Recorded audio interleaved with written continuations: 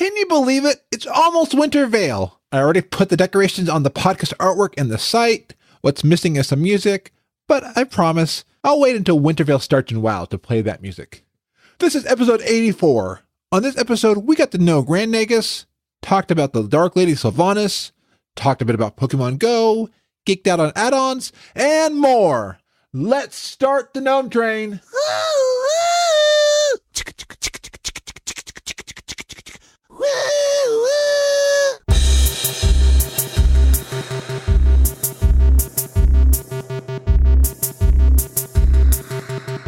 Welcome to FrazlCast, a podcast by a Blizzard fan gnome about World of Warcraft and geeky stuff. I promise you, they do talk about the World of Warcraft. They just go off the rails sometimes. Hello, Internet. It is Frazley the Awesome Gnome. Each week I am joined by awesome people from Azeroth and beyond. Let's use my customized ultra-safe transporter to head on over to meet up with this week's guests.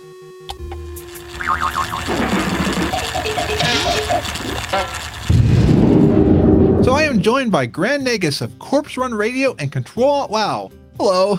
Hi. How are you doing? I'm doing great. It's great to have you because I realized I have listened to you pretty much my entire WoW existence since 2016. I mean, just even that show, like I've had you in the car driving home, and you get me excited for alts and then add-ons. Yeah, well, I think, don't want to brag, but I think Ctrl.wow is like one of the top 3 longest running podcasts. Oh, yeah. We're coming up on episode 600 in around the new year, so... Nice. Yeah, that's a big milestone. And does it ever feel weird being like, wow, I mean, just think about how many hours that is? Yeah, I mean, I haven't been a co-host for that long. I've only been a co-host for a year and some, but still, when I started playing on the US side, pretty much the first podcast that I listened to was Ctrl.wow and Bind on Equip. They were like hand in hand, and I joined the US servers in Cataclysm days in 2012. The entire time that I played on the US servers, after I left the EU side, I've been growing my community mainly on Earthen Ring and then on Jub for a bit. Then after a while, the whole PvP thing wasn't my piece of cake, so I focused on Earthen Ring. So that's like me in a nutshell on how I came to be part of the core community, and then eventually starting sending in emails and then audios, and then when the co-host spot became available, I joined. Nice.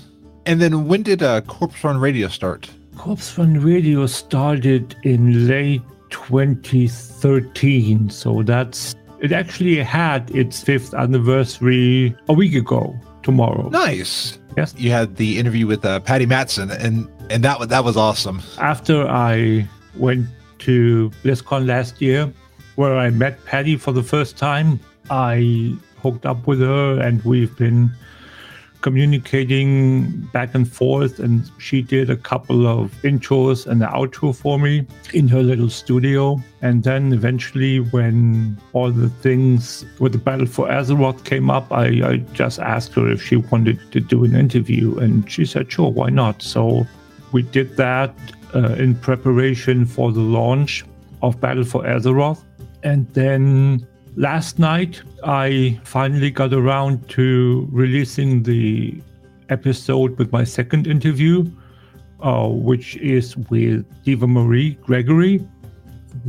She is the voice actress that does Addie Fizzlebog, the little gnome hunter in High Mountain. And she does, most recently, she lent her voice to Mira, the Volpira, that sings that adorable song, the Dolly and Dot song. Nice. It's been out for like 24 hours now, so if you want to know more about Diva and about her, how she got to become a voice actress, she sings, she does stage work, she does film. She's been lending her voice to a couple of machinimas, but don't want to give the whole interview away. So if you want to listen to that, Corpse Run Radio episode 44 is for you.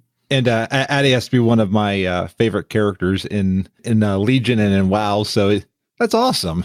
Been saying in the beginning of the interview, for me, basically, when I did the Addie quest chain on my Warlock, that was like, that has to be more than just a little quest chain character. And then when I did it, or when I started playing my Hunter in Legion, and then I went to the Hunter's Lodge, I noticed that when I looked at the mission table, that Addie is a follower. I was like so excited about that. That was a dream come true for me. I haven't used another follower since I unlocked Addie, because she is, I think, a 109 follower. So you need to level a couple of levels before you can recruit her. I still need to work on a hunter. I've got one that I'm leveling up. It's a gnome hunter that I can't wait to get to the lodge to see more of Addie, because I enjoyed the Legion stuff. Yeah, definitely. Have you looked at YouTube videos about the Addie Fizzlebug quest chain? I found something in the preparation for the interview. The content creator on YouTube is called Bunitz, and she does the cutest in-game gameplay video with that quest chain, with like background music, and she has such an awesome voice, like storytelling everyone that doesn't know it yet, in my opinion, and cares about Addie Fizzlebug should go check out video that's called Hunter at Heart. I'm going to check that out. And then we have our Warlock Cookie Maker. Hey, everyone. It's good to have our Sylvanas loving Horde member, Grant Nagus, and our Alliance Warlock, Lady Emma. I was going to mention something, because I can see in the video that you have Sylvanas Deadly but Cute keychain, and you're wearing your Horde t-shirt. Yes. So do you feel a little outnumbered because me and Frazley are both Alliance? Nope. Okay, good. Because it's at the most 1.5 against me. I'm not sure as to what race you play. I'm a human, so I'm the good one. Yeah, okay. That, like I said, 1.5 against me. So that's or 1 1/3. But yeah, I don't want to. So somewhere in there. I don't want to put injury to insult, so 1.5 is okay. That's okay. We punt Frazley all the time. He's used to it by now. Oh, absolutely. So what's your feeling on, I know this is a little bit old now, but Sylvanas burning the world tree, because you have Sylvanas on your mic. Yeah, I have it behind me as well, if you can. Oh, I see that as well. Yeah. If you're not compliant, I'm gonna like scoot a little, and then she has a couple of arrows in her quiver and one on the bow. Okay, so basically, whatever you say, it's whatever Sylvanas did it's okay. It was all right. No, like we say, Dark Lady watches over me. Yeah, literally. Literally, yeah. Yeah, I love Sylvanas. I really do. Even for an Alliance player, I like Sylvanas, and I think the storyline wasn't the right fit for her. I don't know. In my opinion, the only issue I have with Sylvanas, and that's not with Sylvanas as a character, it's more with or exclusively with the Warbringers video. I've talked with Terran Gregory and with a couple of other people about it as well. In my opinion, they should have turned the order of release around. As great a character as Sylvanas is and Ashara is, the Warbringers video of Jaina is unbeatable. One of the best videos. It is the best. Putting that out in front of the others first can't top it. So the only reason, and it's a legitimate reason why they've done it, is the storyline that you can't have the Ashara one coming out before that, because Ashara isn't introduced yet. It's not her time yet. in my opinion, it could even have been that they held her back until 8.1.5, until we see the first remnants of her approach, so to speak. But wouldn't work for the community, because it's supposed to be a 3-part series, and when does the third one come out? So people would be anxious and would say, when does this thing come out? So I totally get why they didn't do it. Neither the Sylvanas one nor the Ashara one has a song in it. And as great as the two of them are, they haven't had anything new. We know that Sylvanas got killed in Ghostlands by Arthas. The only thing that we didn't know was the precursor in the video, the first part and the latter part where she burns the tree, but having that be part of the Warbringers, I'm not sure if I agree with Blizzard development team if they should have done that. But again, that's their decision. I personally didn't like it. Given the character, and getting back to your question, Emma, about what I think about Sylvanas' storyline, I totally see that if you see the part of the Warbringers video where basically the last 2 lines in the dialogue where the Night Elf says, "Oh, you can't kill hope, well, can't I?"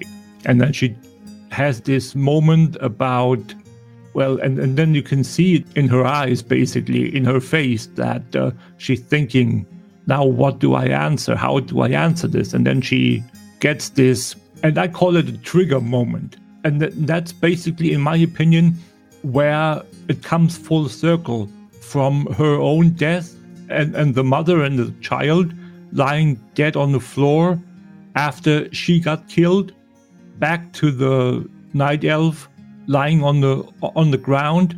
She's like baiting her, basically, seeing herself in that Night Elf and seeing herself maybe as Arthas or something close to that effect.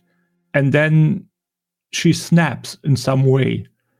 It's part of her humanity, for lack of a better word, her personality, that because she didn't really intend to burn the tree in the first place. If you go into the War of Thorns scenario, if you've played through it, there is no mention of her intending to do it. I'm under the impression that she isn't going to do it, or she wasn't going to do it initially, and she just snapped. And then having to deal with her with the consequence of what she did is the other thing. And then her military mind kicking in. And that's another thing that I've talked with quite a few people about. If you go through all the Horde leaders, war chiefs, and faction leaders, Sylvanas is the one and only that has a military background. There is no other Horde leader that has a military background. So she is uniquely suited to deal with a military issue, which makes it even more strange or interesting that she snaps and that she has to deal with it. I'm not sure what to really make of it, but we'll see what that turns into. Eventually, we've been told that stuff is going to happen eventually. It'd definitely be interesting what's going to happen. Definitely, yeah. Yeah. But yeah, no, I'm a big Sylvanas fan, and I do feel like her burning the tree, like I can kind of see why. She might be very bitter towards the elves because she's not one of them anymore. Yeah, but she's not alive anymore, so she should be bitter towards any living being. Well, if you read the last book, Before the Storm, that in there, she basically flats out wants to turn all living creatures into undead. Mm-hmm. And it's because she disassociates herself from the living. And she's also afraid that her people might try and ask questions to see if there's some way to bring them back fully alive instead of a Forsaken. That's the other thing. Until now, she's been the uncontested leader. No one's ever asked questions and doubted that she is the leader. No one has doubted that her way is the right way, so to speak. Surely you can, if you get resurrected by one of the Valkyrie, you can theoretically choose not to live on. No one's really done that to our knowledge. Mm-hmm. It's only that some might choose not to become Forsaken and join Sylvanas. So, and the other one would become quote unquote normal Scourge. Yeah, they've also with the book foreshadow who the next potential Forsaken leader is. So I can kind of see, this saddens me because I see her by the end of the expansion that she will be let go, for to say. Yeah, because I forget who mentioned it, but they said if you look at a lot of the text that pops up when you're in different zones, Sylvanas is amazingly absent in BFA, and that's kind of not a good sign. No, because they did that with Vol'jin. If you look at Draenor, Vol'jin wasn't very strong on the Horde side for information. It was mostly about kind of Thrall and his heritage. Mm-hmm. And then, oh, look, next expansion, he's been cut off.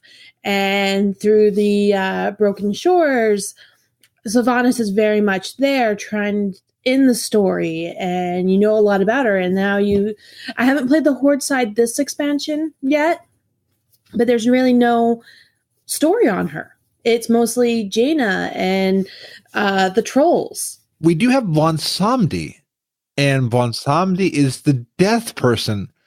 Could Sylvanas die and then Von Samdi brings her back?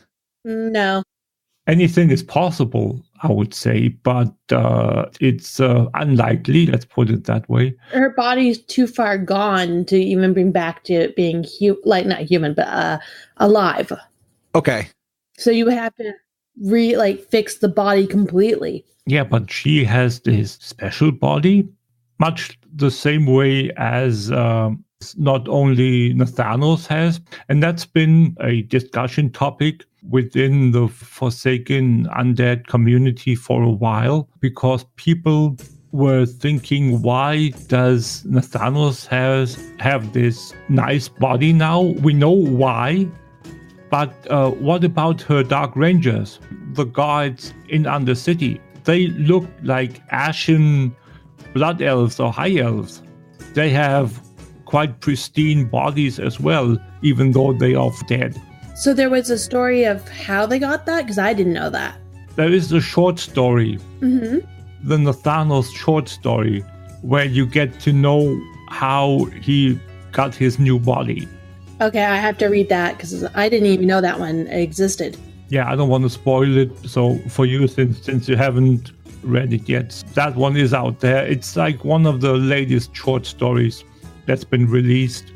But I don't think that her passing the mantle of War Chief on... Well, she would probably give up War Chief. She doesn't care about the War Chief. Exactly. The thing is, I see them taking her out of the story.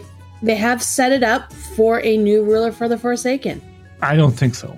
If you are talking about I think you are talking about, she is not going to be the new ruler of the Forsaken, because that's not a Forsaken person. Yeah, I see her being more different Forsaken. She is a Lightborn Forsaken, if you want to call it that. Mm-hmm. Yeah, and I see her leading that group.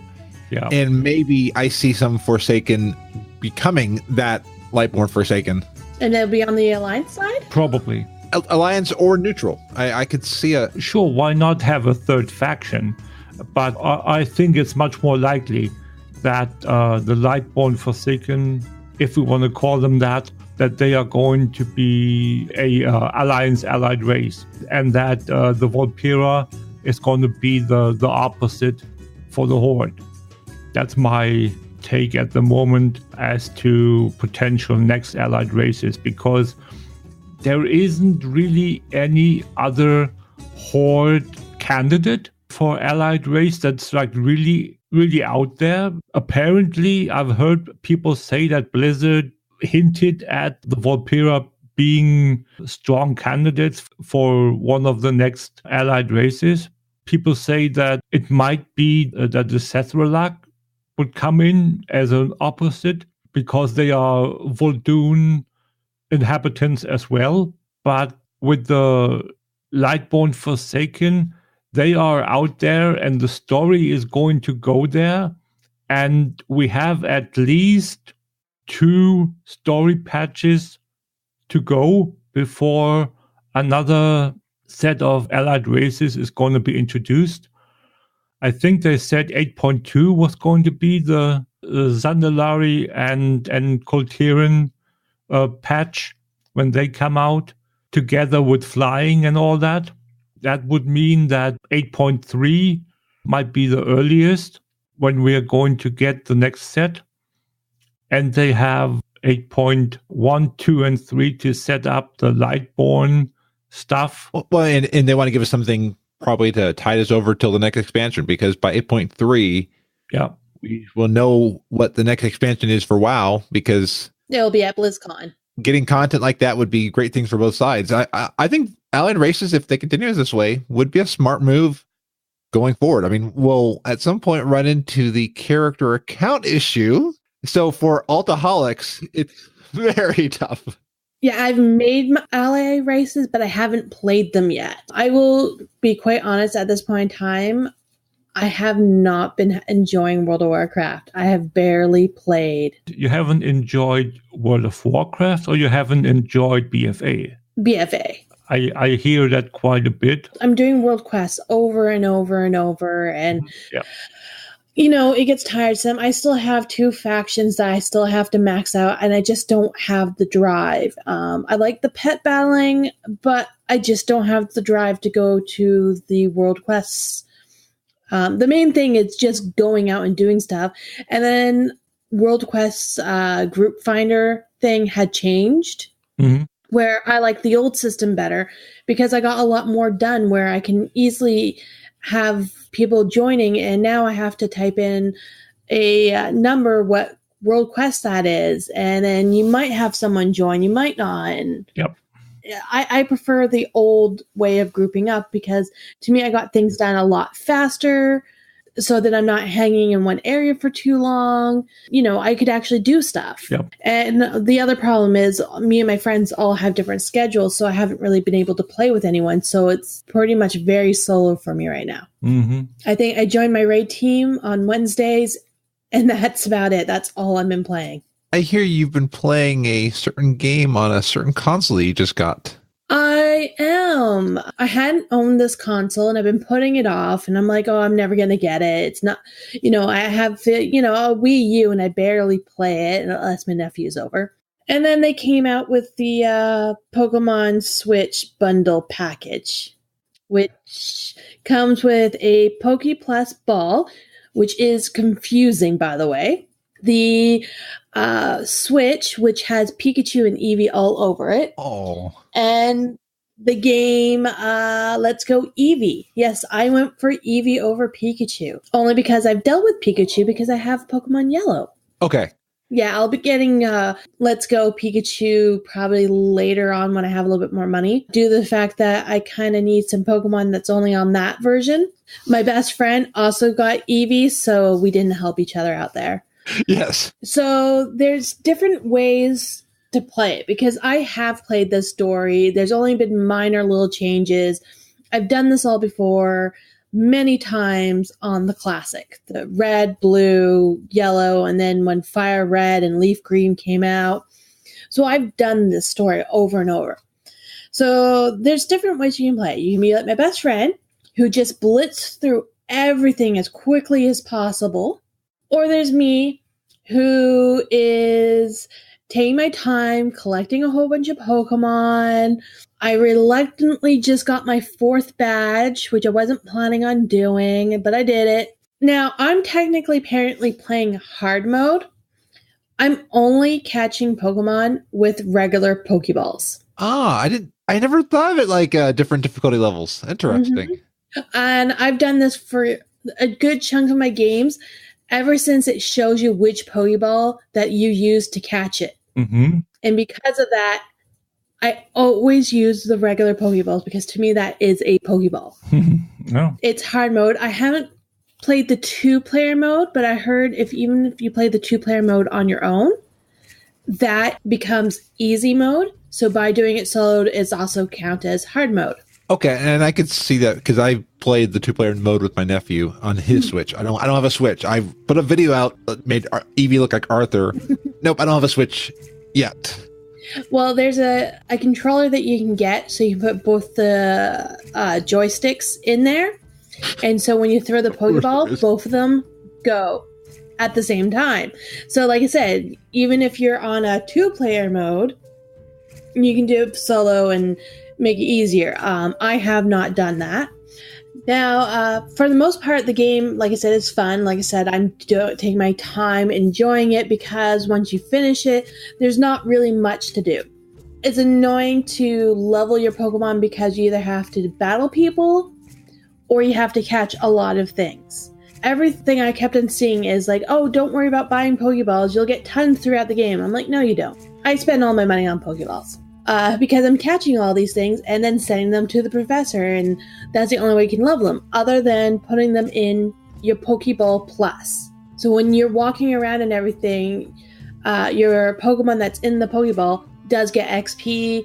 You can play with them. That gives you XPs and goodies when you bring them back into the game. He helps you with Pokestops. As long as you have a Pokemon in this ball, when you're playing Pokemon Go and you go past a Pokestop, the Pokemon will spin it for you. Oh. So you don't have to spin those Pokestops. You just have to make sure you have enough room in your bags. Or it goes off like crazy saying your bag's full, your bag's full, your bag's full. I'm hoping to get the Pokeball. That way when I go to my nephew's house, I can download stuff from their Switch. Oh, so you can also give your nephew the Mew that's in the Pokeball. Every Pokeball has a Mew. Oh, nice. So once you transfer it in there, then you can transfer a different Pokemon in there. So once that Pokemon's in there, it's still in the game. Your nephew can still play with that Pokemon. You're just leveling it up and getting candies and stuff. And then when you bring it back to the game, it will get all these levels like there's no tomorrow. Nice. Mm-hmm. So I've actually been using the Pokeball Plus more to level my Pokemon than anything. Because it's faster. I'll gain 10 plus levels in one day. But yeah, no, the catchment mechanic can be very annoying. And I just got to the part where you do have to battle certain Pokemon before you're allowed to catch them. And there's a timer. So if you don't defeat it within that timer, it runs away. I hate that. Yeah. So there's some frustrations with it. I don't care for the catching mechanic. You know, everything else is still pretty cool. The graphics are great. I like the little flavor that they put in there with Brock and Misty because you do see them throughout the game. And you got the typical Team Rocket, Jesse and James in there. So they're fun. Yeah. And Meowth, Team Rocket, prepare to fight. But sadly, Meowth doesn't talk in the game. He just goes meow. Oh. I know. But that's okay. They're still really good. Where was I? Somebody made Meowth say something strange when they did a YouTube video. There's a lot of memes about if you name your Pokemon and your character and other things in the right way, you can make the game be not PG. Okay, yes. I've seen that. Yes. Yes. Like Tentacruel is interested in your mother or something like that. But when you do talk to the Pokemon, they do mention stuff like this. Where I had my Pidgey wanting to peck my legs. No clue why. I talked to it and it was like, yeah, it wants to peck my legs. I'm like, okay, good to know. So yeah, no, it's really fun. And yeah, I'm definitely taking my time and not rushing through the game. Which is smart because once the game's over. Well, after you beat the Elite Four and you try to catch Mewtwo, I hear Mewtwo is a pain in the butt to try and catch. Then you have to defeat about 150, maybe 152 trainers. you have to battle them with the same Pokemon that they have. So if they have a Caterpie, you have to have a Caterpie, and you have to beat them. And then apparently you become a master of that Pokemon. Well, it sounds tiring just listening to it. Yeah, that's like painful. Yeah, I get my best friend sends me a text message. It's like, I'm finally an Eevee master, or I'm finally this master. So she's been slowly working on it. It's kind of like the grind of being a content creator. Sometimes you have to keep getting better at it. Yeah. Grand Nagus, you've been a podcast trainer, and you've been battling all the every episode. You've been battling every podcast. This is a very very bad transition. But we've talked tonight about some the podcast you're involved in. Mm-hmm. What is one bit of advice you would give to a content creator? In your last episode, you talked about going out and doing what you want to do as a podcaster. In my opinion, that's a big part of it. If you want to start on content creating, whether it's a podcast, whether it's YouTube, whether it's streaming, whatnot, doesn't matter. If you have a vision of what you want it to be, content-wise, do it. Go with what you want to do. Don't let anyone tell you that you can't do it. There is stuff that obviously you have to take care of, like technical issues, like streaming if you want to do that, like certain technical setup things that you have to take care of. But with regards to the content, if you're not happy with the content that you create, your listeners, your viewers will certainly know you aren't happy with it. There's nothing worse than a content creator creating content that he or she isn't happy with.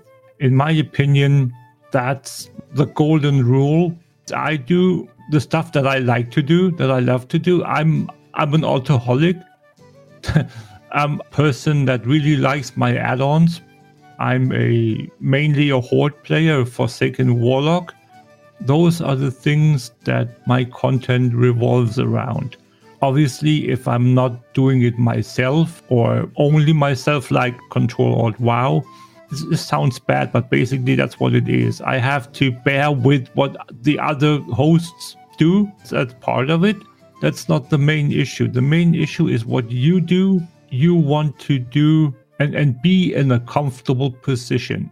If you have a co-host that you totally don't like, that's something that people understand. They see it, they feel it. That's something that you should avoid. With Corpse Run Radio, I do everything by myself, and I pull mostly from YouTube content creators that I've gotten the permission to use their content from. I pick and choose what I like, be it lore, be it music, be it information of all the different kinds that are out there. I feel good with it. I like what I do. Sometimes there is a time or two or a period of time where you don't feel too good. I've had that after BlizzCon, where I've had a depressive phase. I'm suffering from depression. I might as well put it out there. It's something that you just can't avoid. It's something that you get over eventually, hopefully. I have these moments when I feel down, that I sit down and start editing a episode, and then all of a sudden something triggers my enjoyment in doing it. When I hear a new song, when there's this moment where the feels kick in, like the Jaina Warbringer song, this Daughter of the Sea. That's something that I can listen to over and over again, even though I'm a Forsaken Warlock. When I was at BlizzCon, I sat down with Sylvanas Tomi at the fountain, and her bard, the guy that she played with there, they sang the song there live in front of the fountain. It was just so cool to, in that atmosphere of friends and family. Let's be honest. What did Mike Morhaime say? At BlizzCon, there are no strangers. They're just friends you haven't met yet. That's the thing where you really feel that the Blizzard community is a unique community. And the same thing for me goes towards the content that I create. I love the community, and to express my love for the community, that reflects what I do, what I put out. If you want to do something, if you want to create a podcast or do some streaming or do YouTube videos, do what you love. Do what comes natural to you. Do what you love to do. I would absolutely echo, because one thing I love to do is talk with different people. I mean, this show has morphed because I love talking with people in voice chats and learning about people. I have learned so much about Emma. I've learned so much about you. I mean, and it's that connection, and it's what I love to do. I love to talk. Yep, exactly. I think we all love to talk, and that's one reason why we do the podcast. Yes. Because if you don't like to talk, then this is not something for a person. Nope. But you know what? If they might like to listen and like to listen to other people talk, then maybe that works too. Sure. If you don't feel that you have something to say to the community, then be honest with yourself and don't. Don't try to force something or step back for a bit and look at the bigger picture. If you don't feel right with some idea that you have, that's another thing where I've done a couple of projects before I became the host of Corpse Run Radio. I've twisted and turned it upside down and inside out before I started on it. There were like a couple of ideas that I had to drop. It didn't feel right. There are other ideas that you have, or another way to approach it. There are so many ways. There's all roads lead to Rome. You have to find your road. And I know one of your favorite things is add-ons. Yeah. I knew since you were coming on the show, I wanted to ask the community, what is your favorite add-on? Mm-hmm. I got so many great responses. Ali said, well, being a completionist, I have a love-hate relationship with the add-on All the Things, and I so agree. Oh, yeah. When I found that add-on, I knew my life was over, because I have collected a lot of things just so I can see you cannot collect anything in the zone. You've collected everything. Yeah. Whenever people ask me on my stream, I haven't streamed in a while now, but when I did, and I'm definitely going to start it again, when they ask me what that window is, I tell them, you really want to know? Because if you know, your life is not going to be the same ever again. So, Yes. so then I slowly introduce them to the idea of all the things. For the people that can take the thought of dealing with it, it's an awesome idea. It's an awesome add-on. But there are people that I've basically heard throwing the thing out of the window, kicking and screaming. And I've tried to get my best friend to download it, because she's like me. We have to collect a lot of things. And when I told her what it was actually is, she's like, no, I don't want it. I don't want nothing to do with it. Keep it away, far away from me. I realized when I moved to this computer, all the things got undownloaded. I need to re-download it, because the one thing I love about it is that sound of the transmog. You get the transmog. It feels so good. Yeah. Ali also says Healbot, and I've heard a few people talk about Healbot, and I've not leveled a healer, but when I do, I think I need to look at Healbot. I like Healbot. I do use it. There's another healing add-on that people prefer. Voodoo. I use Voodoo. I like it way better because it's so much more customizable than Healbot. But again, it's to each his own. If you want to use one, sure, go ahead. It basically does the same thing. I prefer Voodoo over Healbot. Alice was talking about Tell Me When, and they're saying that it's a watered down version of Weak Hours, and they like it because it's fast to set up and make changes. And like, I've not gotten into Weak Hours because I hear all the things that it takes to do Weak Hours. If you know how to use it, it's awesome. If you don't, it's horrible. You have to set it up properly. You have to like drag and drop stuff. but you can do so much with it. You can do basically anything with it. Yeah, because I know my Ray team members have made code for Weak Auras. Yep.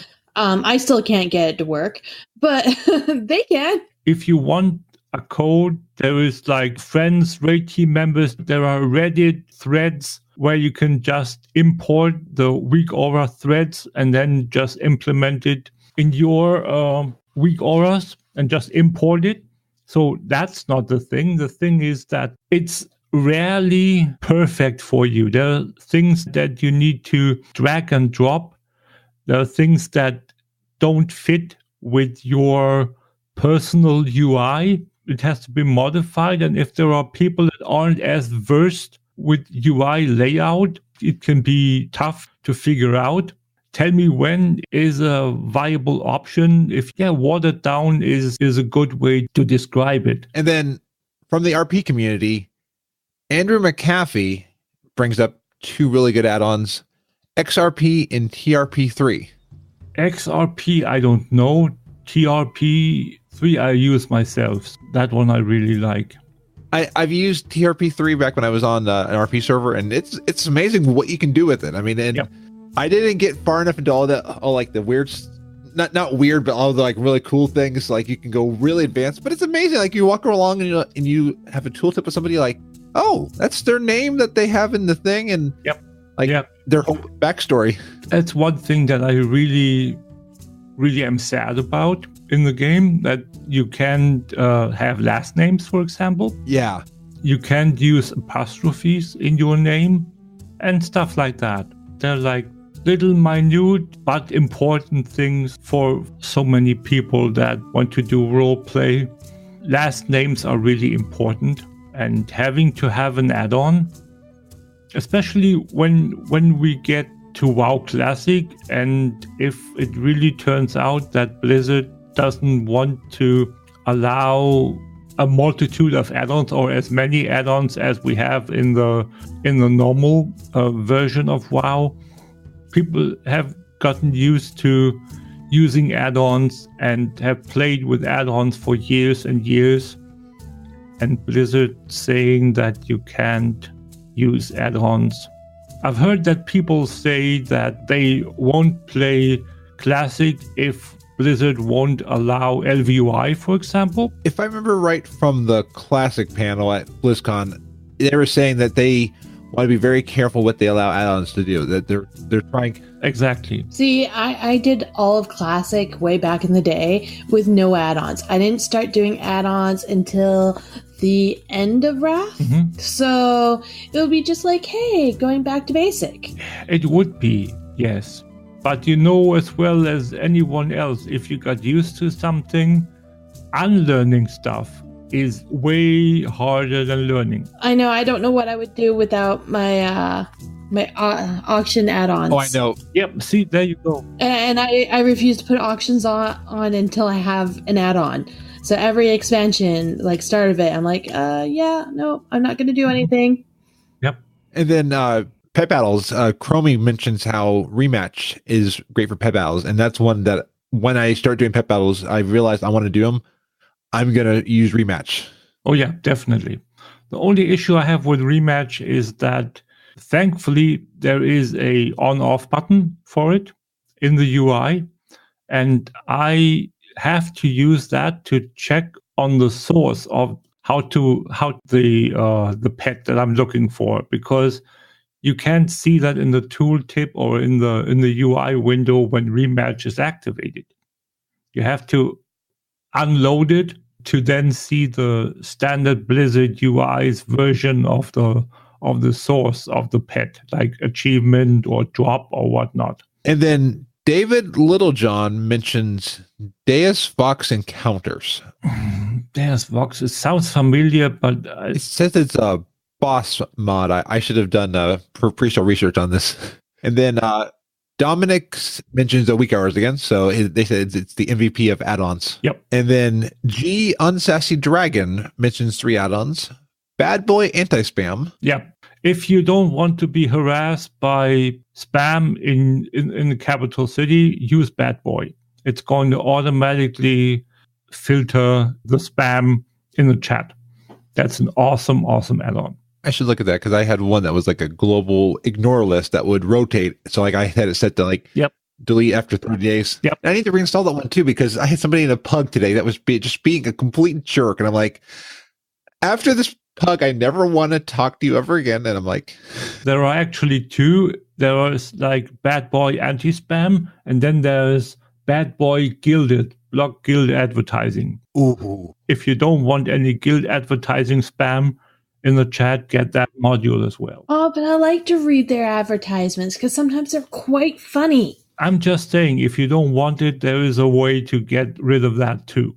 If you don't like duels, G is also a add-on author, and they have one that they've made called Duel Response.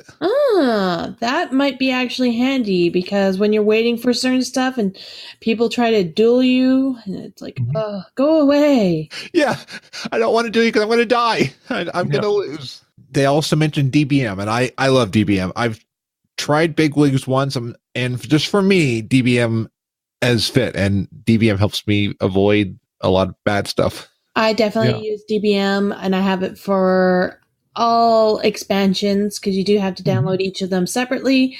They're just nice because there's even timer. So when it's role play, it lets you know that it's role play and the battle won't start for a while. And the nice thing is there are tons and tons of audio packs. So you can customize it totally. There's so many packs that you can even create your own pack if you want to and put it out there. Ooh, I should do that. One of the convert to raid people actually has his voice as the countdown. Yeah, Coltrane. Yeah. Oh, nice. I think that was one of the first voice packs that they released. Mm-hmm. And then I had one on DBM. It was like victory sounds. Like I had it where during the battle it was like Final Fantasy music, and then it would end. Dun, dun, dun, dun, dun, dun, dun, dun. So I had the Final Fantasy 4, and then I had the Legend of Zelda, and then I also like tried like the Final Fantasy. Dun, dun, dun, dun, dun, dun, dun. Yeah, there's a lot of cool things you can do with DBM. Oh yeah. And then Catalunar says that it's hard to say that there's no real need for add-ons. I mean, and a lot of stuff nowadays is in the default UI. Add-ons are like if you want to add things on, but they do mention Altaholic, and I say that that's a great add-on. It's nice to know at a glance which alt has stuff. Yeah, for me, it's like I'm always looking for who has what in what bag. Do they have this pattern recipe that I'm looking for, or do I have to go on the auction house? Yeah, and the good thing with it is that you can even search cross-faction and cross-realm. Yes. And cross-account even. Yes.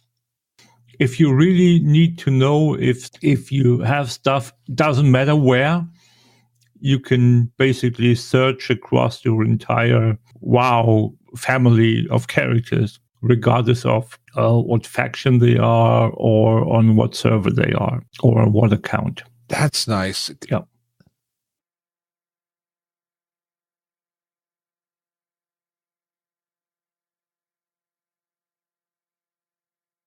I still have my EU account, but that's a barrier you can't break because that's totally that's a different BattleNet. Okay, so it's on your main account. No. European BattleNet and EU and US BattleNet are separate entities. I forgot about that. Okay, yes. So Altaholic on your region specific accounts works fine, but you just can't go across region. Okay. Exactly. And then Nihar and Pirate Poots both mention LVUI, and I have tried LVUI a couple times, and I intended to stay this last time, but the default UI called me home again. That's okay if you like your default UI. That's okay. I try to stay as much default as possible. It was more I couldn't find the stuff that I wanted to do, and just like the week hours earlier, it was too customizable that I just I got lost in all the details. But there's stuff I can't see because I'm using default UI. So LVUI, amazing job. And then I need to look at add-a-bags because I'm running into bag issues. So I think I need to look at a bag mod. I am sad that one of my favorite add-ons is not quite working right. I don't think there was an update. It's Soul Speak, which is mainly for warlocks. So when you were casting a portal to summon people, my character would yell out help in raid chat, party chat, any of the chat to let people know that I'm trying to summon. Mm-hmm. And it would have a funny little saying or rhyme about me summoning, or that, you know, if you go through here, or the last person went through here, came through with their horse in them, and they became half horse, half human. So little jokes like that, and it was really funny, but it has not been working right since the expansion. Oh. Yeah, it hasn't been updated since 7.3, so that's why. Yeah, so it's made me sad. It's one of my favorite fun add-ons. Fun add-on. You said you like to do pet battles and run around with pets. Mm-hmm. Have you tried Chinchilla Pet Emote? No. Ooh, that's like an add-on that once in a while, that every so often, has a chat message. Your pet tells you something like your corgi would like to visit 1,000 Needles or something like that. Okay, I might be downloading this later. Yeah. That's cool. Yeah, no, I like stuff like that. It gives the game a little bit more flavor, a little bit more fun, something unique. I like Soul Speak because, it did grab my raid team's attention when I needed to summon. Now, when I'm trying to summon, no one helps me. Yeah. But that could be the reason I'm usually summoning the guild leader and he gets really annoyed. Over and over and over. Yeah. What you need to be doing is you need to be like Ryan and have cross gambling. It's an add-on that it requires users to roll the amount of gold they wish to bet, and the winning and losses are calculated from the differences between the highest and lowest numbers. So if you were a gambler, people would be all over. That sounds a lot of fun too. Yeah. Are you like a real faction nerd? If so, there is an add-on called For the Faction. What it does is whenever you ding, whenever you get an achievement or stuff like that, your tune automatically cheers for the Horde, for the Alliance. Oh. That is cool. When you gain Bloodlust or Heroism or Time Warp, when you gain an honorable kill, when you get an achievement. So those are like the instances where your tune does the for the Horde, for the Forsaken. You mean for the Alliance and for the Horde? I caught that. It's called For the Faction. So let's stay with that. And then Talib and Vagabond Plays both mentioned Mogget. And Mogget's the one that I like because it's nice to see what transmog is out there and being able to see like, what do I have? Or like, I have that as another model. Yeah. Yep, I use Mogget. There's another one. Can I Mogget? Yeah. Yeah, Can I Mogget is one. It starts with a C. It's like CEN something wardrobe. Oh, Cadron Wardrobe. Yep. So that one is, I use that one as well with Mogget. They go hand in hand, in my opinion. And then Vagabond also mentions Immersion. And Immersion's one, it's made by Ellipse, who also makes Total RP3. Immersion's a fun one because when you're doing quest text, it doesn't just go through, it takes its time, but you see the models talking to each other, and I enjoy that one. And then White Polar Bear Mount mentions one of my favorite ones, NPC Scan. That's one I had to turn off the sound that happens because I would just be somewhere and be like, brr, brr, brr, brr, like it would scare me out. And then like I'd be somewhere and like it would like shake me out of my chair or something like that. So, but NPC Scan has been great. I was going through Warlords one time. All of a sudden it comes up, says, hey, the Echoes of Murmur is up. So I got that toy, that very rare spawn. Oh yeah, nice. I actually have backdated my NPC scan because it did get kind of broken on the old world's paths, because there is paths. Yep. So I actually backdated it to the point where it still works with the new stuff, but I still have my old paths that I use. Yeah, I stopped using NPC scan, and use Silver Dragon now. Oh, I remember Silver Dragon. I thought it was the creator left it. I don't know, but I know that it's working. So and it's updated to 8.0.1. So it's I'm not sure if it got passed on to another creator. I'm going to try that out because I'm looking at the stuff and there's some really nice stuff with Silver Dragon. Silver Dragon, for me, the vinaigrettes and the small icons on the map and on the mini map are a game changer for me. If you look for the camel figurine in Uldum, that add-on Silver Dragon has a mini skull for each spawn point on the map. So you can fly from marker to marker and check if there is a little figurine there. I haven't come across the thing yet. I actually use a Discord server, WoW's Secret Finding. Yeah.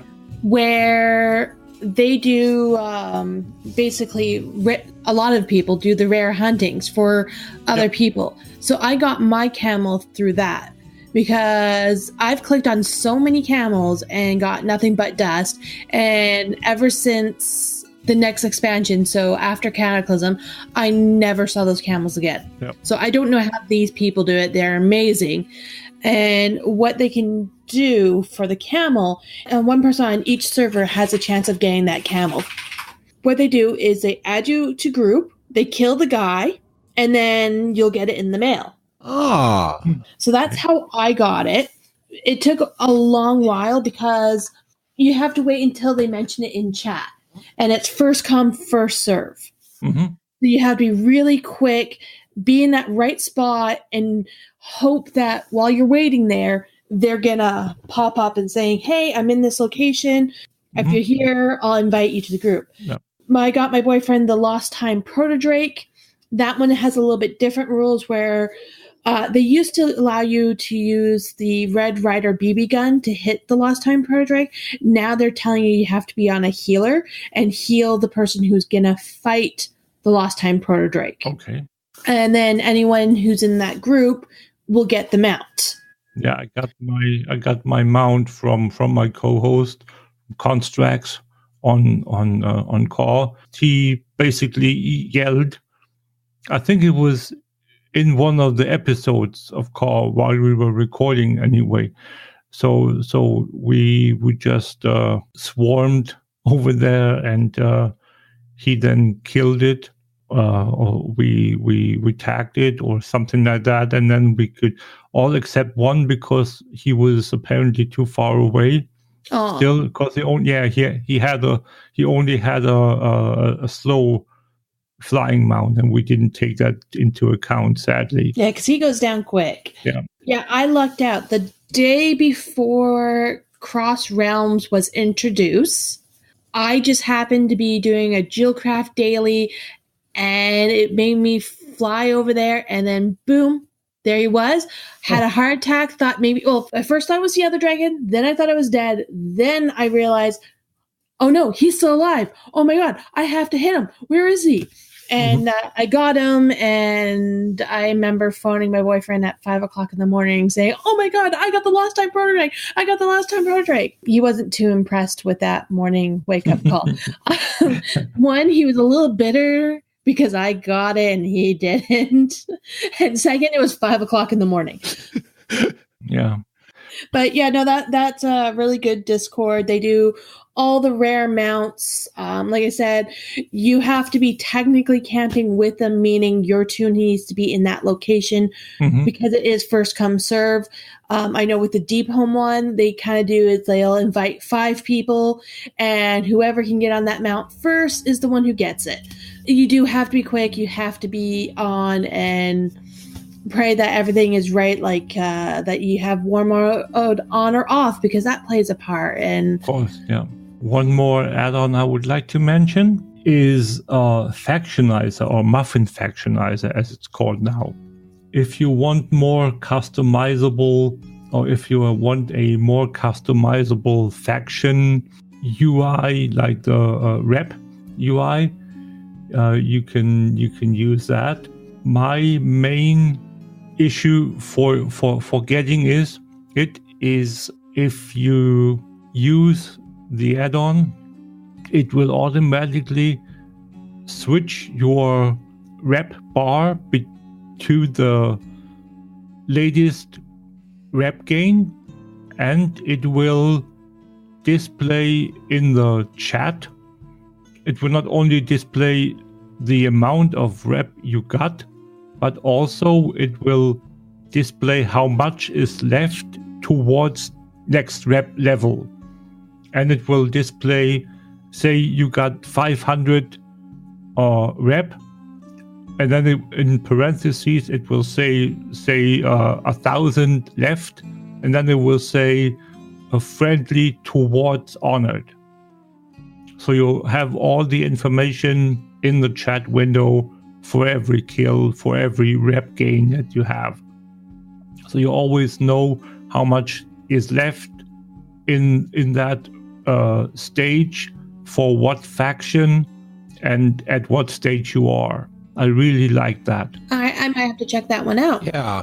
And you can, by tagging a box in the UI window, you can set it to progress mode, meaning it will not list the rep factions in order of expansion, but it will list them to reflect exalted or paragon first, then exalted, then revered, then honored, and so forth. So you can see all the honored, all the revered, all the exalted, and it will give you a parentheses number of how many reps are in any given section.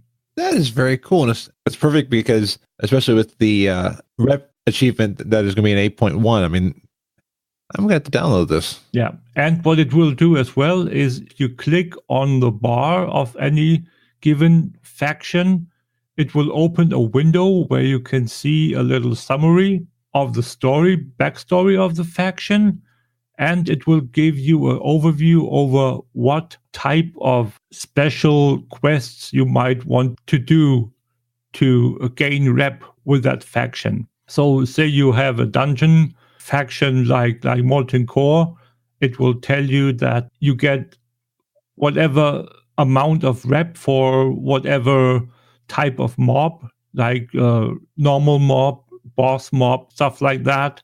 It's really detailed. If there are dailies you can do or repeatable turn-ins like Aldor and Scryers, it will tell you how much rep you get per turn-in, per quest type. So it's really, really detailed. And for people that grind rep, it's really, really awesome add-on. Nice. I'm definitely going to do that because, yeah, there's a lot of reps that I was looking at my reps yesterday. I was like, I need to get a lot of these to Exalted. Mm-hmm. Nice. And speaking of Exalted, we're coming upon the next month of December, and the beginning of December is an event. So let's look into Kilrock's site. Let's see what the wondrous, mysterious Kilrock site foretells of the upcoming events in Azeroth. Thank you for joining us on Kilrock's site, the upcoming events for December in World of Warcraft. Darkmoon Fair starts December 2nd to the 8th, so don't forget to get your rep butt from the Ferris wheel, as Pathfinder is coming very soon. There is no micro holiday this month unless you count the New Year's firework.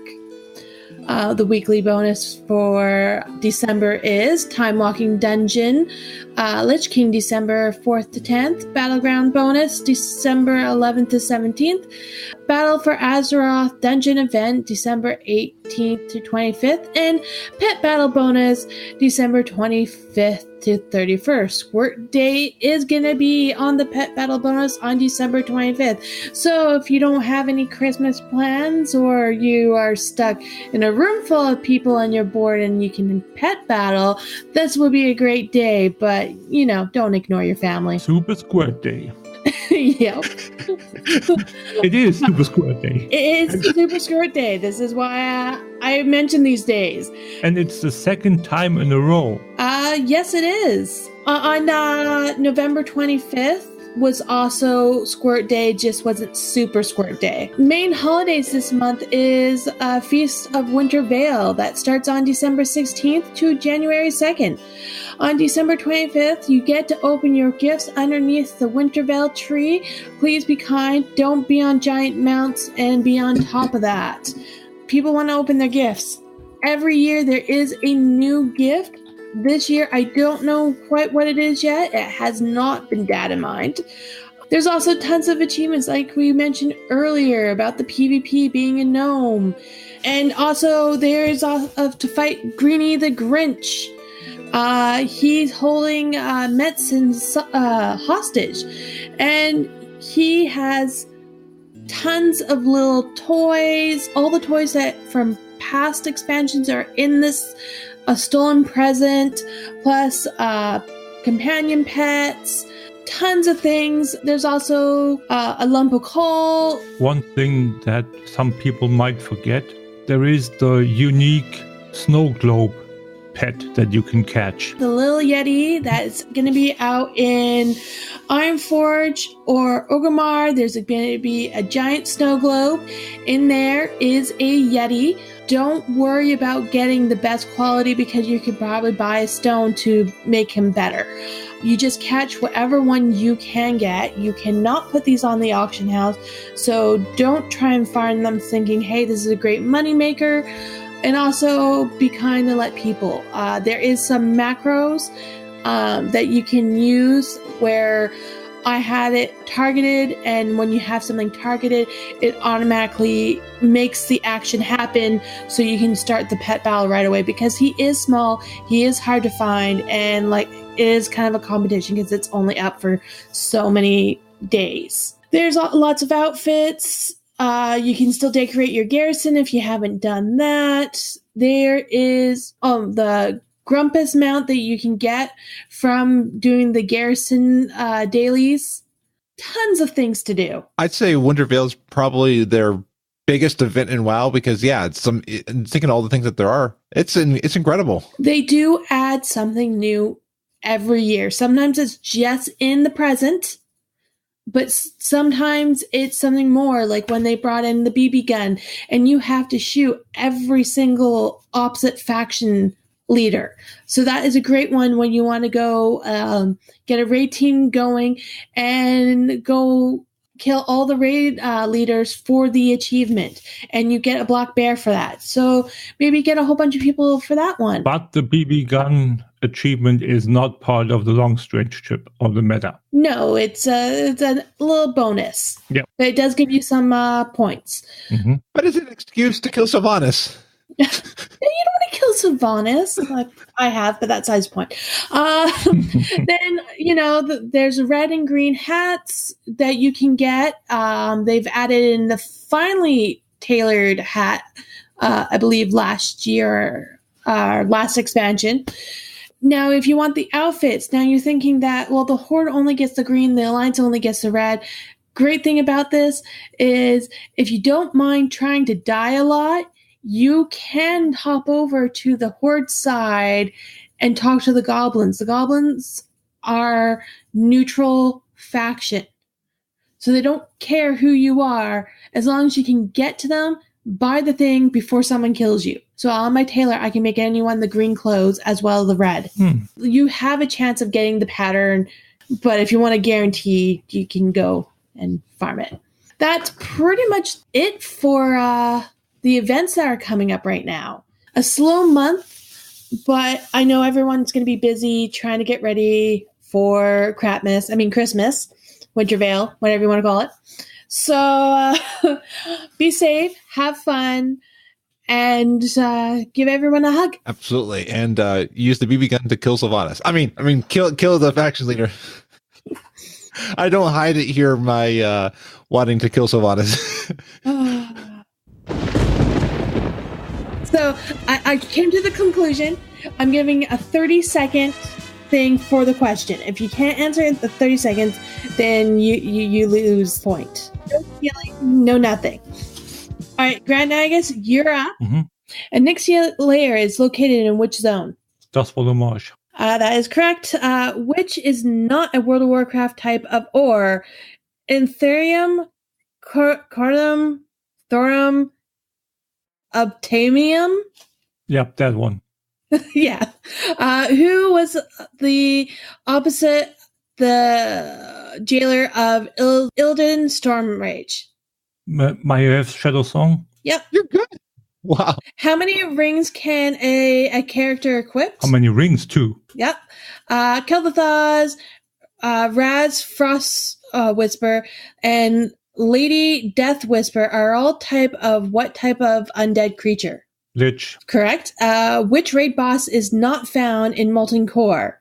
Gar, Magmatar, the Burn Iterator of Shiraz. The Burn Iterator.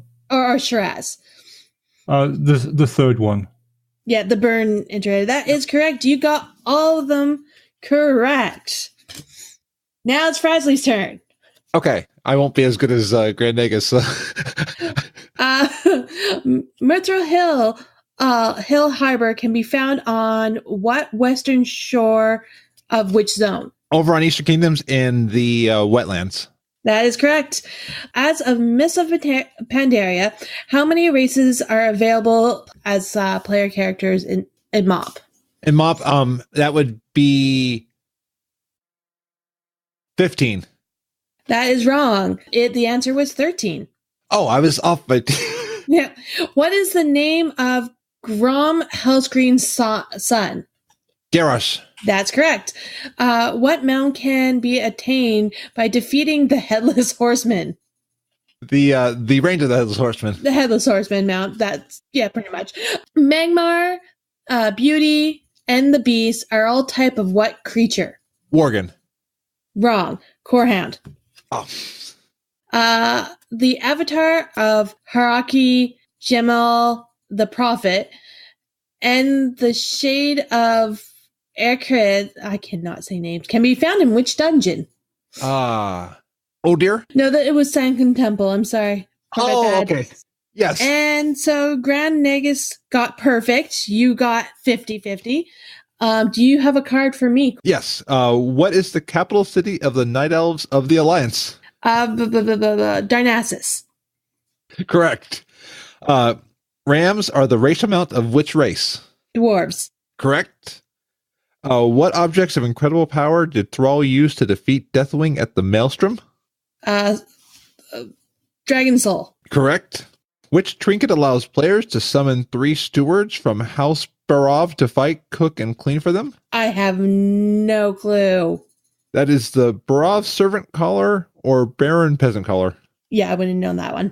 Which Shaw is a world boss and is found in Kunlai Summit? Anger. Correct. And which is not an arena team configuration? 2v2, 3v3, 4v4, or 5v5? 5x5? Nope, 4v4. Okay, so the total score is Grand Nagus with a perfect score of 6. Nice. Me with a score of 4, and Frazley with a score of 3. So our guest of honor has won. Nice. Well, and knowing how much you know about WoW, Grand Nagus, I think that it only makes sense that you would clobber in trivia. To be fair, there were a couple of your guys' questions that I couldn't have answered, so it was pretty much the luck of the draw, and I got all the ones. But yeah. Yeah, it doesn't help that I have a difficulty pronouncing names in World of Warcraft.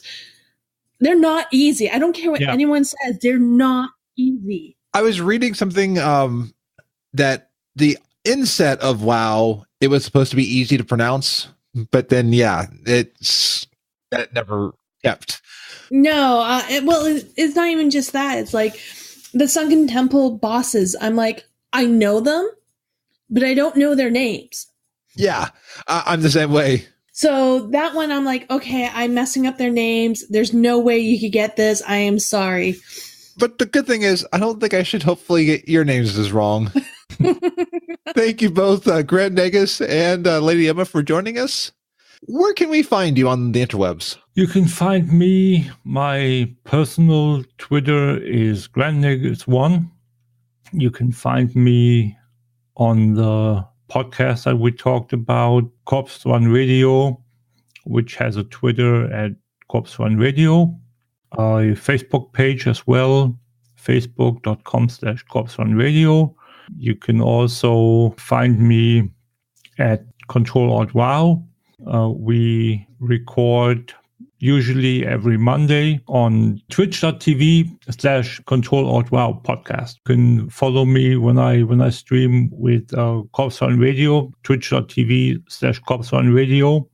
And Lady Emma, where can we find you? You can most likely find me on Twitter at Lady_Emma, or you can be my Pokemon Go friend, Switch friend, DS friend, Battle.net friend, all that. Just find me on Twitter and message me, and I will most likely give you my code. I'll look for you on MySpace. I might have a MySpace, and it might be something Lady Emma.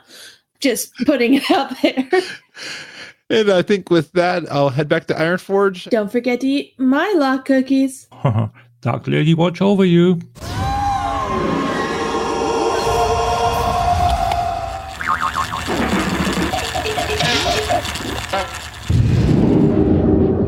I'm back at my home of Ironforge until we one day reclaim Gnomeregan. You know one thing that I was thinking about? The undead don't get to experience one of the joys of being alive. And that is the food! Prepare for your well-fed buff with Food and Fury Snacksroth Edition. It's time to gather your sword and board. Let's enter the kitchen with Food and Fury. 3, 2, 1.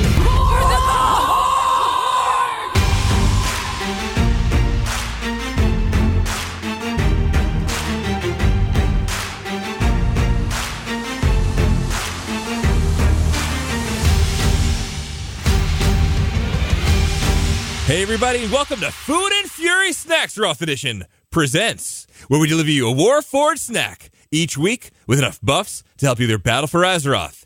Whether you've made roasted boar meat or you've conjured a mage table, we welcome you to the feast. This is Snacksroth Edition, episode 15. I'm Michael Haidt. Joining me today, the gnome, the legend. He's 2'3" in game, but he's larger than life in the real world. Frazley, hello. Hello, Food Fam. Good to have you back. Good to be back. Let's get rolling. We have an amazing treat for you today. But before we get into our snack, we have uncovered a fragment of the past. We actually got our hands on some old show notes for Convert to Snacks. Let's open the jar here. All right, get the paper out. Okay, let's just read it. Okay. It says, cue epic rock music from mid-2015. All right. I guess who are we to argue with that, right? Commence headbanging. All right, so let's see here. Okay. I guess we'll just read it, Fraz. What do you think? That sounds great. All right. It says, okay. Welcome home, snackers. We'll get into it. This is Convert to Snack bonus episode 120. From the fridge in the Convert to Snacks command post in Long Island, New York, today is November 28th, 2013, in the heart of something cheesy and someone's birthday. It's now 9:18 Eastern Time. Thank you for joining us from all around Nomi's burning kitchen. Hopefully he doesn't one day set fire to a certain tree. How would we know? Don't question the logic of this episode. Hello, my name is Michael Haidt, and I'm the host of this little bio snack break, and the eaters are here. Let's get to them. First up, we'll dot the I in the middle of the Midwest. We'll go to Columbus, Ohio. Frazley, hello. Purr, purr, purr, purr, purr, purr. Okay, tonight we'll be talking about some delicious, cheesy mozzarella sticks. Why do you keep saying purr? I don't know. It's in the script. It says, do this long, convoluted episode to get to the part where we say, happy birthday to Coltrane, and to show we care and miss you, buddy. Okay, the note that says episode 120, yada, yada, yada. Okay, here it is. Apparently we're supposed to read the jokes. We're supposed to bring the cheese. Something about Confucius? Never mind. Let's just start. All right, let's see. Read the first joke in a lower voice? All right, Frazley. I guess let's do this. All right, here I go. I'm attempting to read the jokes. What do you call a gnome without a yard? Oh, boy. Gnomeless. That just needs to be punted right out of here. It's gnomeless because it's got no yard. It's a gnome. I get it. All right, let's try this one. A brewmaster, a priest, a druid, a mage, and a warrior walk into a bar. Oh boy, why am I on this show? The bartender looks up and says, "What is this? A party?" Oh! You get it? Because it's a party. It's because they've got 5. No? Okay. All right, let's try another one. When the Zandalari want you to scratch their back, closer down, who do they pray to? A little Loa. I'm done. You get it? Because it's a Loa, like a troll god, but it's lower down. No? Okay. Why did I get into podcasting? Oh, well, this is a good one here. Let's go a little old school. I once told someone that I hate leveling 58 to 80. She told me that's outlandish. You get it? Because it's Outland. That expansion needs to stay in the past. Okay, one last one. You ready? What do you call a resto druid doing DPS? Oh, no. It's a combat log. You get it? Because it's a log, like a log, like a tree. No. I logged my ears. Not listening. Like Skada. No? Well, before we Skada out of here, well, there it is. Happy belated birthday, Coltrane, and don't sue us, Pat, because we love you. Odd? What's that doing in the show notes? Well, Fraz, all this reminiscing has made me hungry. It's just been so cheesy. Well, there's nothing better than a one-hander of the cheesiest of snacks to go with your WoW session than the Grand Pumbo snacks, the mozzarella stick. But this is the chance where we improve the quality of this episode and avoid a cease and desist letter from Signals Media and the CTR command post in Sacramento, California. Which is apparently no longer a Barbie Dreamhouse. No longer. So tonight, what do we need, Mike? All right, Fraz. For this recipe, you need some shredded mozzarella, some grated Parmesan, an egg, some fresh parsley, some crushed red pepper, salt, pepper, about 14 slices of your favorite white sandwich bread. Get that crust removed to go back to the old yesteryear. Some canola oil, and whatever tomato sauce you'd like to have on the side for dipping. How do we make it? All right, first step. In a medium bowl, you're going to mix both cheeses with the egg, parsley, crushed red pepper, and a half teaspoon of salt and pepper. Then you're going to throw that in the refrigerator and stare in the wall for 15 minutes. While you're staring at the wall, you can think about such amazing jokes like the ones we just told you and wipe them from your memory. Oh, boy. And think to yourself, how much therapy am I going to need? All right, step 2. Then you need a rolling pin or a wine bottle or your neighbor, and you're going to flatten down each side of the bread, arrange the long side facing you. Then you're going to spoon 1 heaping tablespoon of the filling on the lower half of each slice. Brush the edges with a little water, then you're going to roll up the bread around the filling. Then you're going to press the seams down and open the ends to seal the rolls. When you're done, it should look like a little mini burrito that you would get at Chipotle. In a large deep skillet, you're going to heat your oil, and it should have a little bit of a shimmer on top. You can check to see if it's to the right temperature if you take the ever so smallest drop of water from your kitchen sink and flick the little drop of water into the oil. If it starts popping, you're probably at the right temperature. Then you're going to fry the rolls in batches. You're going to turn them occasionally until they're crisp. The whole thing should take about 2 minutes per batch. Then you're going to transfer your mozzarella sticks onto a plate where you have a paper towel on. You take a little sprinkle of salt, and then you take your marinara sauce, get it ready, and put it on the side. If you want to go heroic, this is what you're going to do. You're going to get yourself a package of pepperoni. You're going to slice it into real thin strips. Then when you're wrapping up your little rolls, you're going to make sure you drop in a few pieces of that pepperoni right in there. Then when it comes out, you're going to have some cheesy pepperoni sticks. If you want to go mythic, because some of you want to go mythic, this is what you're going to do. On this stove, you're going to grab a small pan, and you're going to warm up your marinara sauce. Then just before serving, what you're going to do is you're going to put that in a little ramekin or a small bowl. Then you're going to take some fresh Parmesan cheese or the good old green can stuff. We're done about a tablespoon of that wonderful cheese into the marinara sauce. Give that a good little mix. Then every time you dip that cheesy stick into that marinara sauce, you're going to get some ooey, gooey cheese with that bright, delicious Parmesan taste all wrapped up with those tomatoes. And you're going to say, Mage Power. Or Funky Monk. I don't know what the monk says. Mage Power. All right, my friend of the Grummels. So I think that's going to do it for our Food Buff for All. With a little prep time before you log on, you can enjoy this delicious, crunchy, salty, oh so satisfying snack of the one-hander of the fried cheese world that will make you want to skip those fortune cookies one mage-powered portal at a time. If you get a chance, check out our food and cooking podcast, Food and Fury. This week in Food and Fury, We're doing the real deal Holyfield of potato pancakes, otherwise known as latkes, with those who have the street cred. No deal with Botswamdi required. You can find this show, social media, and this recipe with many more at foodandfury.com. If you get a chance, give us a shout in iTunes, even if your blood runneth blue. And of course, a big thanks to the one and only gnome that has Horde street cred, Frazley. With, of course, a big happy birthday to our buddy, Coltrane. For the Horde. For the Alliance. And for the food. And for me, for Frazley, and for Mike, we'll see you next time. Bye-bye. And thank you, Pat. And Coltrane, take it easy on the firewater.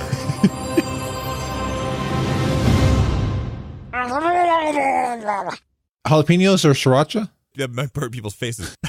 All right, this is going to be an interesting one. How do you think it's going to come out? You think it'll be good? Oh, boy. Oh, boy. Homemade mozzarella sticks. I cannot think of a cheesy pun right now. But you know what I can think of? I think it's time for something. What time is it? Let's look at what has been happening in the community. Awesome. Let's do that. So I found a video from the Blizznerds Facebook group that shows what goes into stop motion animation. This was a stop motion of Reaper. It was very cool. And I love seeing what goes into some of the things that we might watch in a minute. I mean, like, even podcast editing, it takes way longer to record, edit, and work on an episode. And then you can enjoy it in about like an hour or an hour and 20, depending on how talkative we are the episode. But it's always amazing to see what truly goes into making a work of art. And then the beginning of last month, Allie and I interviewed John Statz on episode 79. Well, I am excited to announce that the WoW Diary pre-orders are now open on Amazon. Definitely check out this book. John is amazing, and I love seeing the behind the scenes on game development. A lot of this has helped me be a little less negative toward game development, if you know what I mean. I try to be objective, but I understand a little bit more that it's not as easy as we might think it is. And then MMO Champion has compiled all of the Warcraft literature, and they have arranged it chronologically by expansion. This is really cool, and they have a link to where you can read it or buy it. And wow, there's a lot of stuff that I got to get caught up on. And then Wowhead has shown off a Thoughtbot skin on Twitter. So the Wowhead Classic site, which can actually be accessed at thoughtbot.com. So really cool. Well, they will be adding a Thoughtbot skin. They've been adding Thoughtbot comments. Now they're adding a skin, and they're adding the Thoughtbot domain. I love this. It feels like we're back in 2005 and 6. That's awesome. And then a Redditor has recreated the Suramar city in a realistic graphic engine. They go over the steps that they did to import all of the models and textures from Suramar and recreate it in a 3D engine. Some of this stuff goes over my head, and a lot of stuff does. It's really cool to see what goes into visual design. Wow, that has been another packed episode of FrazlCast. I added a third Twitch emote thanks to Pirate Poots. It is an XD or laughing emote. And I found out a cool thing this week. If you have the Twitch app installed on iOS, you can use your Twitch emotes as stickers in iMessage. I'm sorry, not sorry, to all my friends who will start seeing my stickers pop up in iMessage. And you know what? I cannot believe it. We are now up to number 155 for video games in Ecuador on Apple Podcasts. This is up from number 157 a few weeks back. I know, it's kind of a weird flex, but okay, I can't believe we went up in the charts according to pod charts. Thank you to everyone who listens. It is really motivating to know that people are listening to this show and it's not just me speaking into the air. Like, it's very motivating when I get a 5-star review from Coffee Good on Apple Podcasts. They say the only gnome with Horde street cred, Frazley. I wonder who that is. The review says, each week Jonathan does an outstanding week of pulling together people in real life that play World of Warcraft. Everything he does comes from the heart. When he says that he truly wants to have his listeners on the episode, he means it. Each episode is a thoughtful discussion on Warcraft and topics within its circles of influence, while keeping the discussions relevant, thought-provoking, and just plain fun. In addition, the show pulls together Blizzard/geek-related news and a clear and concise approach. The show recently started adding additional segments like Snacksroth, where he adds WoW-related material from the community. We can't wait to see what other guests show up on this show. Keep up the great work, Frazley. And I want to give a shout out to Allie for becoming an interim co-host on All Things Azeroth, as well as they were also on World of Warcraft recently. I'll have a link in the show notes to the episode that they were on with Star Mike. Allie is an awesome podcaster and a person that I am so glad to be able to call a friend. And I want to get podcast technical for a quick second. I want to give a shout out to Squadcast.fm. I use them to get audio from each guest and myself in separate tracks. I started doing this back in October. I wanted to increase the audio quality and have a little extra control when I need to modify guest audio. So, when we started the recording with Grand Nagus, I forgot to press record. I started recording as soon as I realized it, but Squadcast was able to get the audio I was missing. They began a cloud backup of the audio right as we joined the session. I've been loving Squadcast, and except for the fact that they are Google Chrome, for now, they have been a lifesaver for me with recording FrazlCast. I wanted to share this with you to show that all podcasters make mistakes. There's a lot of stuff that goes into making this episode, actually piece together backup audio, so you won't hopefully hear it or notice it in the audio, but yeah, the audio is pieced together in different ways, but Squadcast had my back. Instead of grape surgery, I performed surgery on audio. Is that 2 memes in this episode? You should know by now that I love memes and I like putting them in. Well, I'm Frazley. If you can find the show at FrazlCast.com.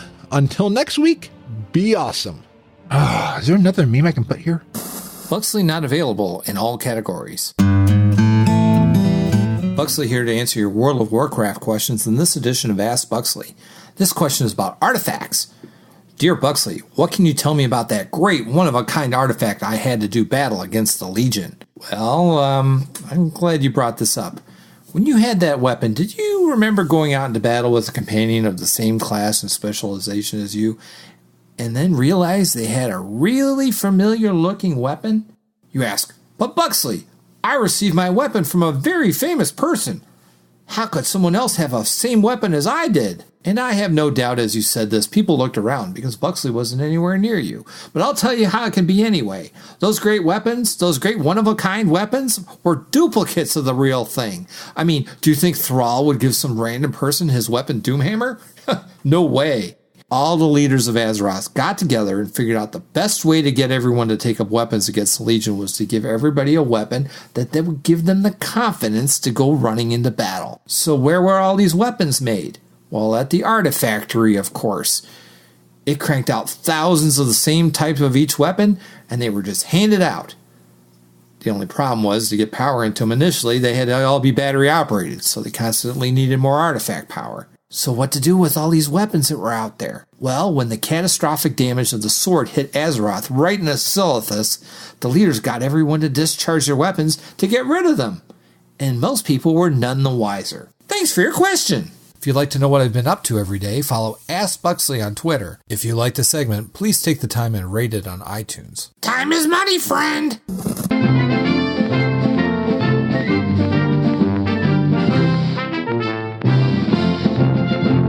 Welcome to the Frazley Report, a short news report by me, the Awesome Gnome, about the World of Warcraft. So there was an article by Kotaku called The Past, Present, and Future of Diablo. There were lots of claims that came up in this one, talking about experiences from former employees. Further into the article, there was a rumor about a Warcraft Go mobile app in development. I'm not one to want to settle on just one news agency's reporting. I want to try to get to the bottom of this. So I want to verify with my source to see if there's validity to the claims. So I am meeting one of them at a Buckstar in Stormsong Valley. Buckstar, for those who may not be aware, is a chain of coffee shops that is popping up all across Azeroth. This chain started over in High Mountain by the High Mountain Tyrant Druids and has spread rapidly. There are a ton of them right now. I've heard reports of one in the Grand Bazaar in Zoldazar, and then a standalone one right outside the bazaar. Isn't that kind of bizarre? So my source should be here soon. I coordinated with them where we would meet, but it's been about 15 minutes. It actually was quite difficult to get here. I had to take a flight master here and then ride a bit of a ways here through quite a few packs of mobs. I think no flying into 8.2 was actually a conspiracy by the repair industry to take money on how much we die from mobs, falling off cliffs, etc. There was this one time that I jumped on a waterfall thinking that it was going to take me safely to the water. There was a cave behind it and I died. Can't tell you how many times I've died off cliffs. Well, my experience with the flight masters was horrible today. So they put in place extra security screenings for the increased travel for families that were coming back from Pilgrim's Bounty. I had one city guard tell me I was flying with too much. I had my MacBook to record, my iPad to take notes, an audio interface, cables, my phone, chargers for each, and 2 microphones for this interview. Come on! Who are you to tell me how to fly and how much to pack? I think the whole Flightmaster security thing is an overstepping of bounds by the local city guards.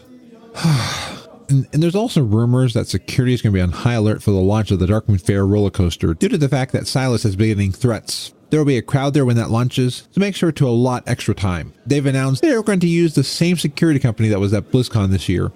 So, yeah, don't bring cameras or bags and allow a lot of extra time. Where's my source? They should have been here by now. In fact, I thought they'd have been here before me. I got lost getting here. Oh, what's this? I just got handed a note. Phooey! They're in the one right across the street, but now they have to leave for a meeting. Gnome. Well, this has been the Frazley Report. Until next time, be awesome. Now I gotta take all my stuff back through the Flightmasters and then get reamed by them again for flying back to Ironforge with all this stuff. Back in Vanilla, we never had this. FrazlCast is a fan podcast that covers Blizzard games. We are not affiliated with Blizzard Entertainment. Views expressed by the host and guests are their own. Some of the art, music, and sound effects come from Blizzard games and are owned by Blizzard Entertainment, Inc. No copyright infringement is intended. Want more awesomeness every week? Visit weeklyawesome.com. Weekly podcasts to make your week better. Remember to smile and be awesome. This show is brought to you by Dragon Powered Studio. Find more at dragonpoweredstudio.com.